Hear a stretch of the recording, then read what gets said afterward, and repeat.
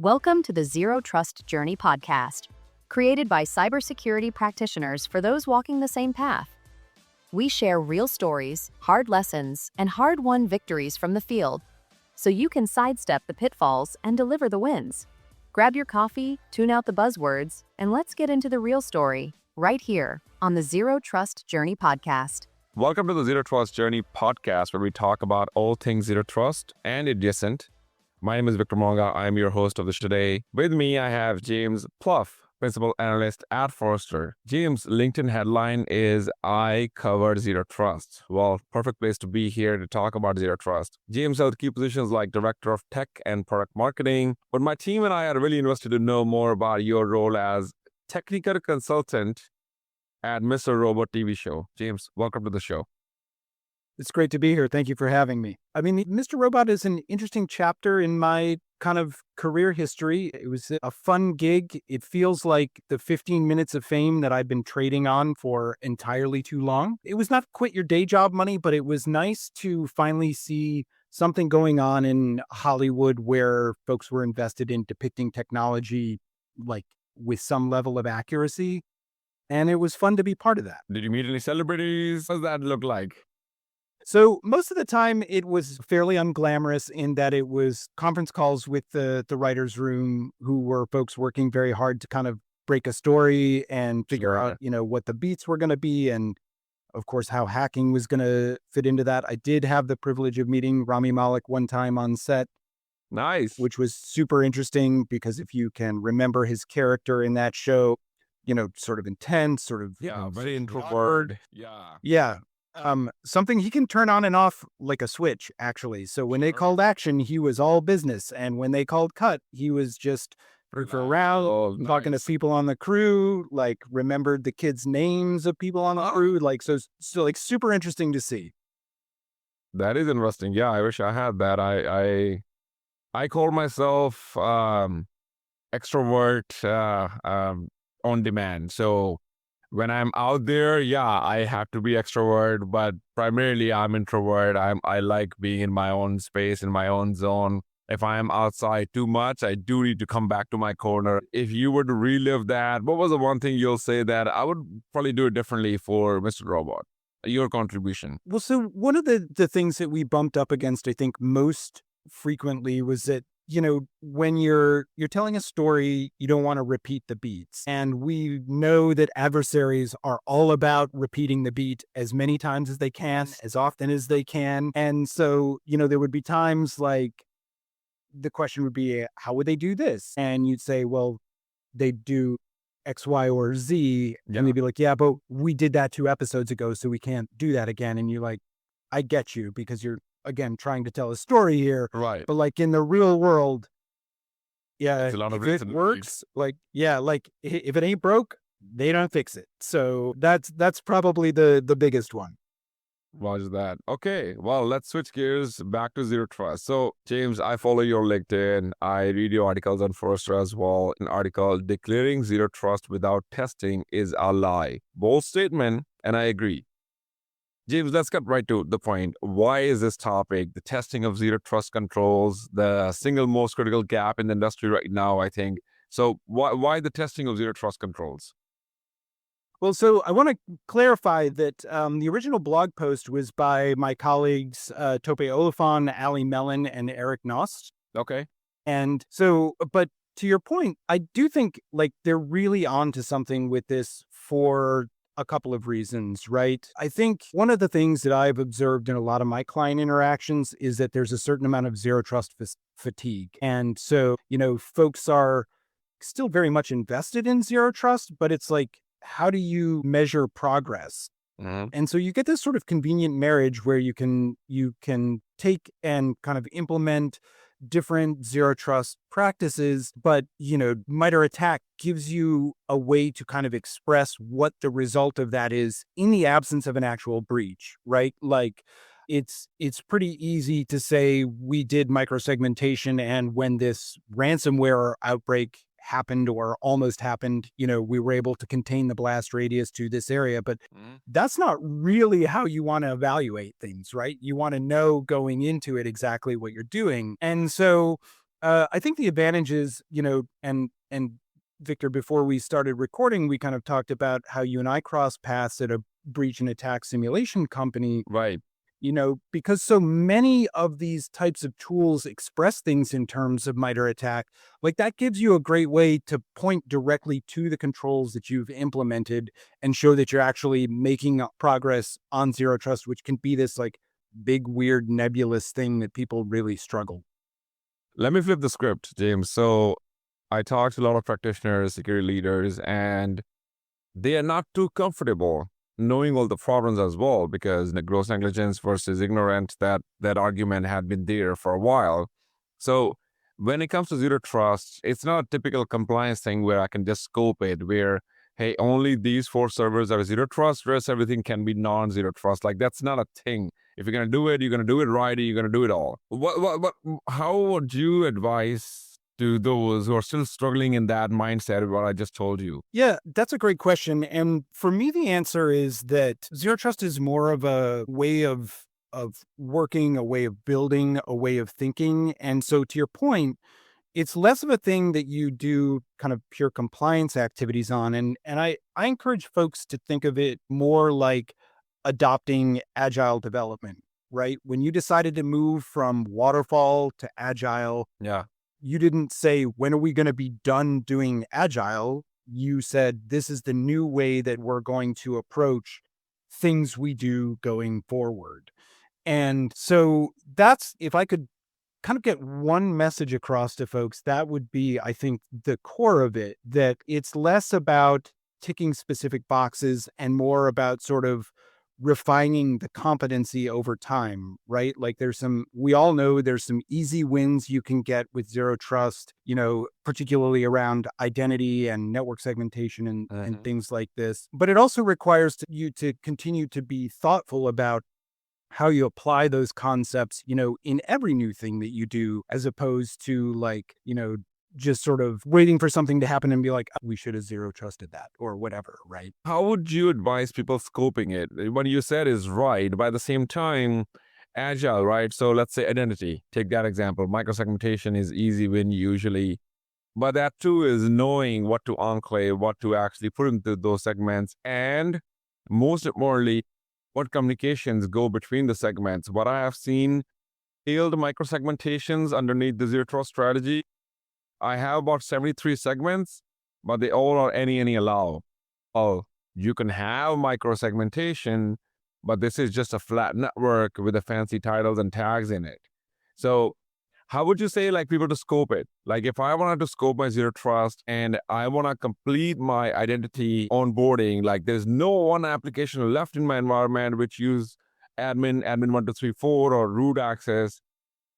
Is that the too much in a way that nobody will actually bite or chew? Or is that something as to your point, agile, like keep reiterating it? Yeah, I think that is the thing that, there are certain situations, and some of this really depends on the age of the company, right? If Sure. you are a company that's been in business for 20, 30, 50, 100 years, you're in a situation where you have a certain amount of technology debt that means implementing some of these things is going to turn out to be Oh yeah. tricky. So, vendors will be there to help you with some of that journey. And so People basically, yeah, people would be the problem, right? Technology is not that much actually. Vendors can help with technology migration. They're not gonna put warm bodies and replace that 50 years of knowledge. right. But it's one of those things that you have to seize opportunities when you have them, right? Like you have to shore things up as best you can with the resources that are available to you, and then as things change, take that opportunity to do a refresh. And so I'm going to go on a little bit of a hard left turn here, but stick with me for a minute with the analogy. I live in a super old house, and when I moved in, a lot of the wiring there was very archaic, and I won't bore you with the details of that, but it was one of those things that I was like, ooh, this is bad. And at some point, all of this needs to be replaced. But also because it's an old house, the walls are plaster and lath. And Yeah. once you start cutting into plaster, Oh, yeah. right? You're building a And new one so at that point. exactly. And so what I chose to do instead was be like, look, we have a kitchen remodel that we're planning for next year. I know I'm going to be opening up this wall. This wall is going to create some opportunities for me to run wire from the service panel up to the second floor, which will let me start to replace some outlets in different places, right? And that, I think, is really the way to start thinking about zero trust. The first one is like, look for those easy wins, right? For a lot of systems, identity has been federated. And so, you can tie in things like MFA, like super quick, easy to do. And it probably works for, say, 85, 90% of your estate. Right. And then, you can start to think about ways that you might be able to sort of gate access to the remaining systems that don't support that, with an eye toward when those systems get refreshed, right? Then we want to make sure that it supports these new capabilities. And it's like that with a lot of zero trust projects, frankly. And I think technology is there. There are a lot of compensating controls for that remainder of that 15%.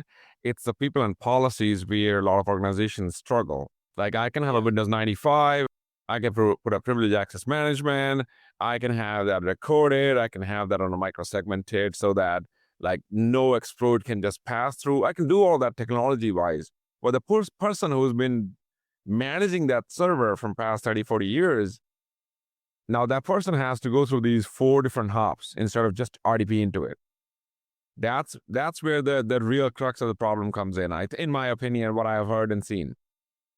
Yeah, I mean, that's absolutely true. And, that highlights, I think, another super important point is don't discount the importance of good user experience. When you come at some of this stuff, you've really got to approach it a little bit like an anthropologist, right? In my manufacturing days, we used to have a saying that roughly translated from Japanese meant go to the actual place and see the actual work. Like, don't theorize about what's going on. Right. Like, so to your point about people being a potential issue, the way to resolve that is to make those stakeholders involved in the process. Like, we understand this is the way that this used to work, but we can't afford a breach. So we're taking these steps and, like just being very explicit about the motivation for things and also like understand people's way of working, because, my experience has been that people generally are not trying to shirk security for shirking security's sake, right? But like everybody's got a job to do. Yeah. And so things that get in the way of getting the job done, like feel onerous, and so it's definitely something that as you're kind of doing these things, like think about real opportunities to reduce friction for people, because that's also possible with a lot of the modern technology too. Like things don't have to be hard. They're only hard if we make them that way. Funny story. So one of the projects I was working on, same problem. There was a Windows 95 server, very critical application to the business. And so we came up with the idea, no, this needs to be removed. This is a privileged access management with the microsegmentation, what I just said. But I sat down with the security manager and I said, let's go talk to the department head and ask them, hey, what does this person actually needs? Like they must have a laundry list, like especially someone who's been there for 30, 40 years, they need some things in the computer. They need something that can help to do their job faster. They must have opinions. I cannot believe a person who's been doing the same job for 30 years don't have opinions how to improve it. So department head said, here are the 3 things that this person really wants it. I said, give them all. One of them was standing desk. Second was to log in. They hated the long password. I said, let's implement hello for this person and facial recognition. They don't have to type a single keystroke anymore. And third was, I can't remember, but anyways, we gave them those things. And now we're like, okay, we do need your help with something that can jeopardize the company if we don't do it right. And you're the most critical person in between, and we need your help. And the person was more than happy to accommodate. So we looked at the incentives first, and then let's enroll them in the process. Yeah, that's a story.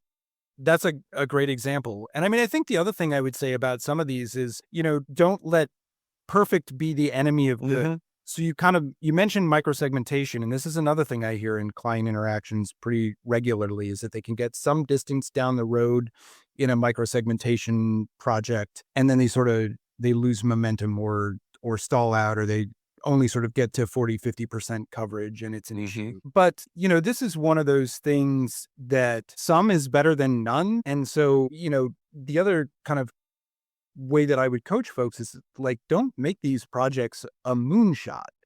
Yeah. That if you could do something as basic as, shutting off SMB access between Windows workstations, out on the floor, like that's going to be a huge W. Is it going to be the comprehensive microsegmentation policy that you aspire to? No, but it's got real benefits, right? And so there are kind of ways that you can also iterate on these things, right? Like the policy we're going to ship over this span of time is going to get us, we think, this far. Then we're going to continue to monitor additional policies and figure out how we can do this sort of non-disruptively while we still improve things. For And sure. so I think there's a lot to be gained there as well. So validate this for me, James. I have gotten into arguments and almost hand fights with people who try to show speedometers of zero trust projects, because they'll start showing the board that, hey, we invest $10 million, we are the 50% of this project. If we put 20 million in next 3 years, we'll be at 80%. To me, you're setting yourself for failure 100%, because at the another 5 year, you're zero trust 100%. And that's it. Yeah. You have. So validate this for me. Am I the only one who's passionate about this and getting into arguments, or you share the same sentiment as I am? So I would share that sentiment for the pure and simple reason that technology is not static, right? Like, you're going to invest this amount over a period of 2, 3, 5 years. And in that time, your estate is also going to change. And so if you're going to say we're going to be done, then you're implying that nothing is ever going to change from that point forward. And that we know is a ridiculous proposition when it comes to technology. And I have a personal problem with that statement, underlying statement that will be done. I don't think so. That's a nirvana state that anybody can achieve, then say, I am completely 100% done with zero trust. I mean, that is an absolute lie, in my opinion. Well, and I think, the name of this podcast captures it, right? It is a zero trust journey, not a zero trust destination. And thank you. So I think you're completely right about that. And it's interesting too. I was looking back at some Forrester data, and we asked people about strategic priorities in our annual security survey. And there are a lot of things that people cite as being sort of important for their security strategy. But only 20% of people picked implement or improve a zero trust security strategy as one of their top 3 choices. And what's fascinating about that is because the sorts of things that they did prioritize, like, preventing and protecting against social engineering, or implementing comprehensive cloud security strategies, or just a whole litany of other things, are all strategies that zero trust can support. And so I guess, in addition to being a journey, the thing that I think most often is, like, zero trust is not an end unto itself. You're doing zero trust, hopefully, because you think that it will help you protect against the sort of risks that your organization is exposed to. And so that's sort of keep your eye on the prize and think about the ways that zero trust fits into stopping things like ransomware, or, protecting customer privacy, or, take your pick of all these other sort of competing priorities that you have to contend with. 100%. Yeah. James, as a researcher, I'm sure you hear this. If not, then again, validate this for me. The research advocates for shifting from an audit checklist to using the MITRE ATT&CK framework to create defensible proof. So let's talk about the practical how. For the CISO who runs an annual pen test, how do they operationalize the MITRE ATT&CK matrix to specifically surface zero trust coverage gaps? So we all have seen those pen tests quarterly, annually, biannually. We all use that to improve our defenses and look at where we missed something. Can that be used to see zero trust coverage?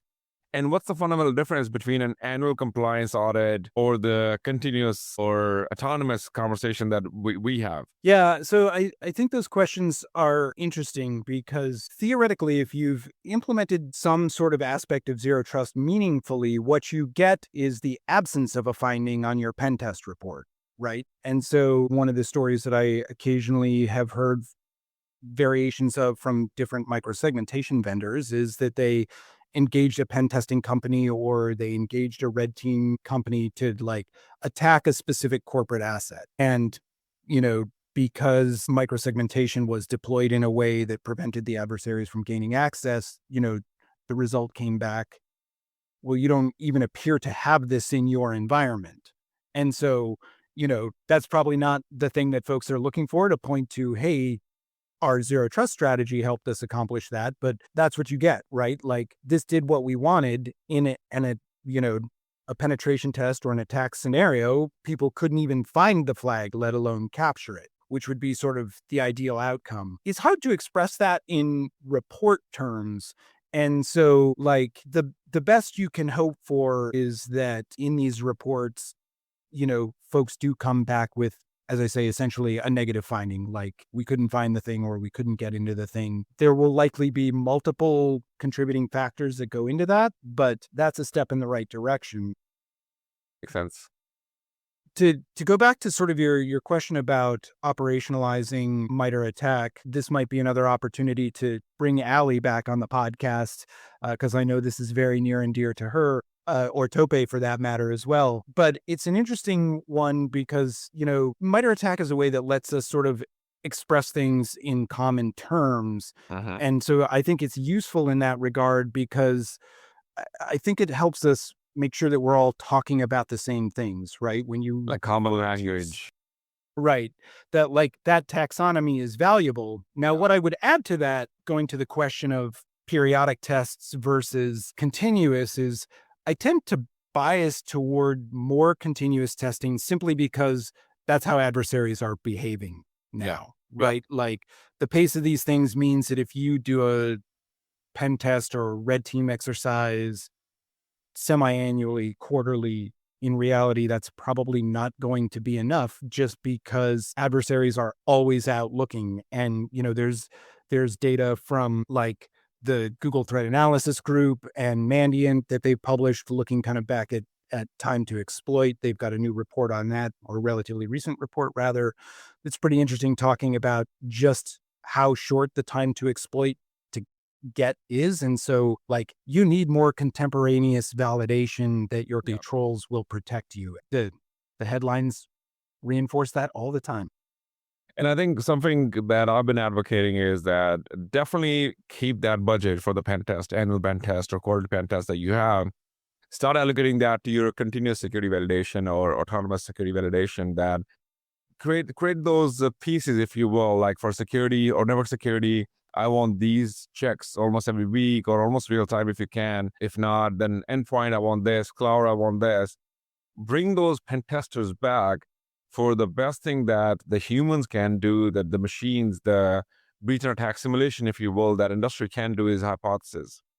Bring those pen testers back in the same room where you have your defenders and do hypothesis. Hey, what if CEO's laptop gets stolen? What's the next step? What happens? Or if our data center gets breached, if the cloud, this information get lost, like bring those and start tying into the IR. Because breach and attack simulation tools or these autonomous security testing and validation, they can't do that just yet because that's where the human intelligence comes in. Your corporation that would know where my IR, where my business planning, BRP, DRP, that comes in. Like all of that, that's when you bring the humans who are ethical hackers and talk about, well, this is what I would do. If I'm the bad guy and coming after you, this is what I would do. And then start weaving into that. So have the continuous validation to give you the almost like a peace of mind, if you will. But having the strategy on that is something that annual pen test / the purple teaming that you would do. Yeah, I think that's completely right because you're looking at like the continuous validation is sort of looking at the state of individual controls. But when you bring those humans back into the mix, you can say, all right, your objective is this, irrespective of what the state of the controls is. And as you say, the humans bring the creativity. And so that's definitely a thing that you need to account for, because the machines don't have it quite yet. Yeah, and a lot of the OSIT, right? It's like, again, breach and attack simulation tools are not just there. That sophistication is not there. So bringing the pen test, telling them like, go heavy on the OSINT of my all executives, leverage that to do the phishing calls to my help desk. Like, that's something I would advise. And then from there, definitely use your autonomous security validation to say, well, if I'm already in the environment, if I'm already in your data center, if I'm already in your EC, from there, what damage can I do? How fast can I move? How fast can I go out and data exfil? That's where the machines are really good. But the first piece is where the adversaries are spending most of their time. And so we have to be also doing a lot of hypotheses on that one. Yeah, absolutely. Awesome. We get this question a lot, James, and I'm sure you do. The journey starts somewhere, zero trust, but where is the most impact for the least initial lift? I mean, I still, and this probably sounds pretty tired at this point, but identity is it, right? Like, Sure. phishing resistant MFA, if you know who your users are, that's key. Yeah.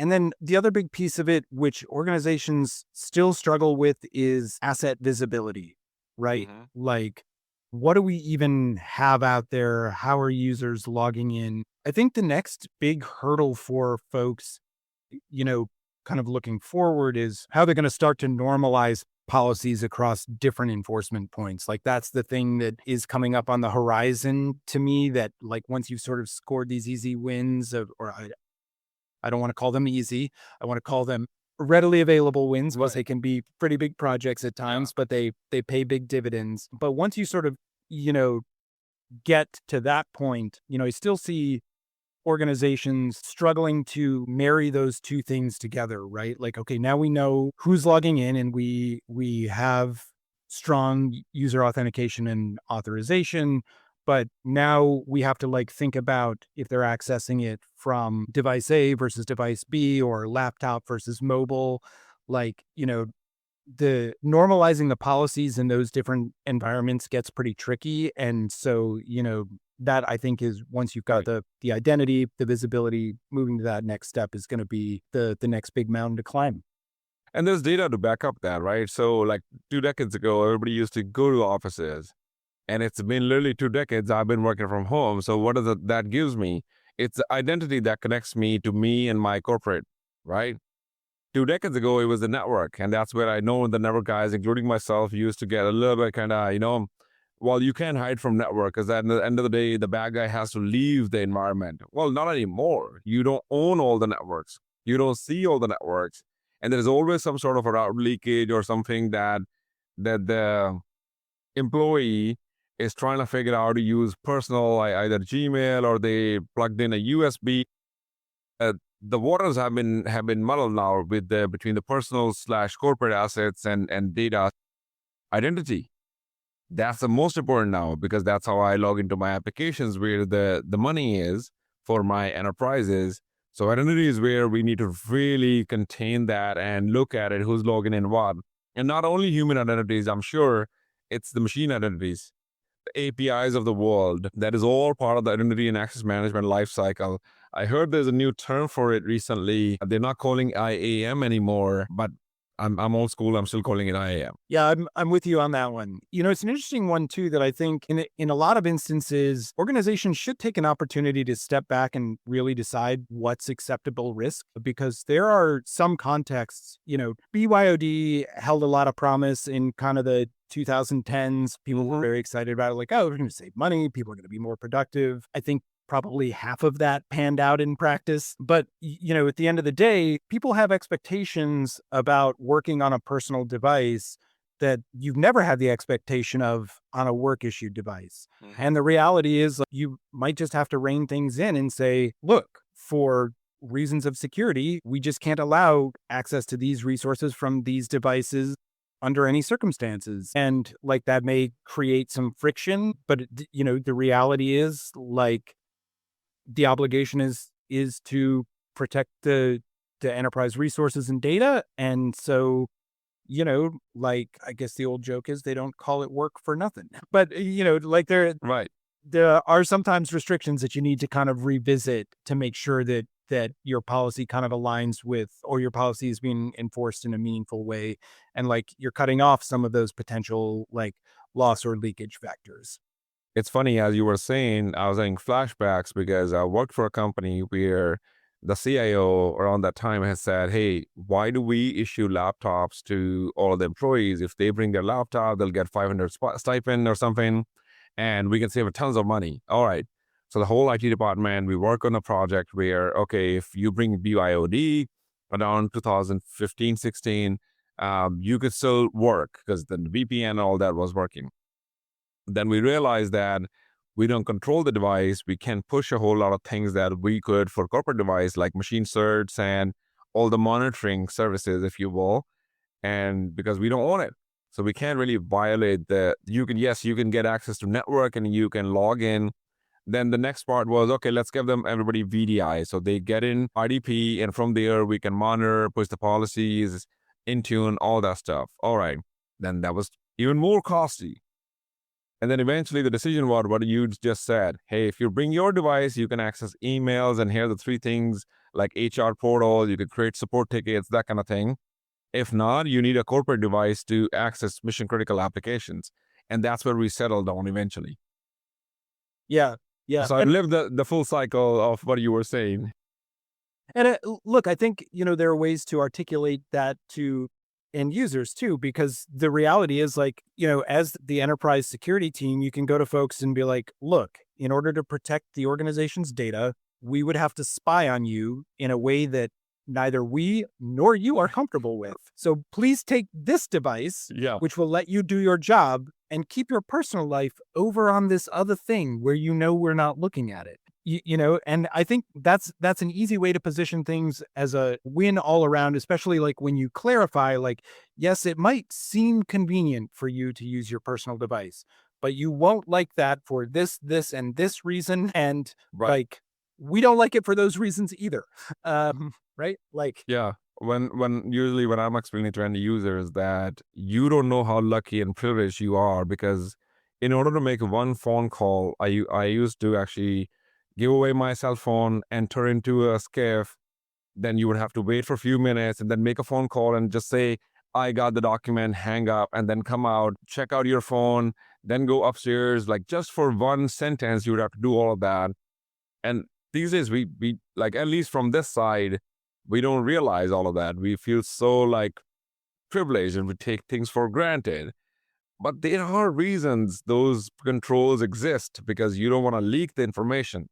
Same in this world as well, right? So anyways, yeah, I when I was explaining to end users the hurdles that you go through for a simple communicating the yes and no, they're like, yeah, that's overkill. Yeah, well, I think that's a key point too, right? Like stakes in different environments are different, and like we can all be cognizant of that.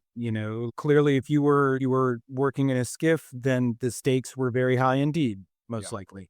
Yeah. And, it's a different matter when, like it's me doing enterprise IT support for a manufacturing line, right? Like it's very essential to the business, but, the stakes kind of outside of that world are not as high. Right.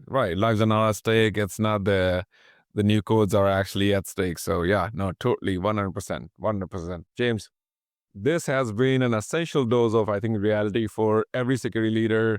The takeaway is Zero Trust is a strategy. It's a journey, not something you can achieve as a project in 5 years or 10 years. Adopt agility instead of waterfall and build a discipline or demonstration. Thank you so much for sharing your expertise on how to build that demonstrable proof. James, thanks so much for being on the show. Thank you so much for having me. Hopefully we'll talk to you again soon. Absolutely. That's a wrap on this Zero Trust journey. Now it's your turn. Step into the spotlight, share your story, and be part of the journey. Subscribe to Zero Trust Journey on LinkedIn for the latest news, events, and giveaways. Until next time.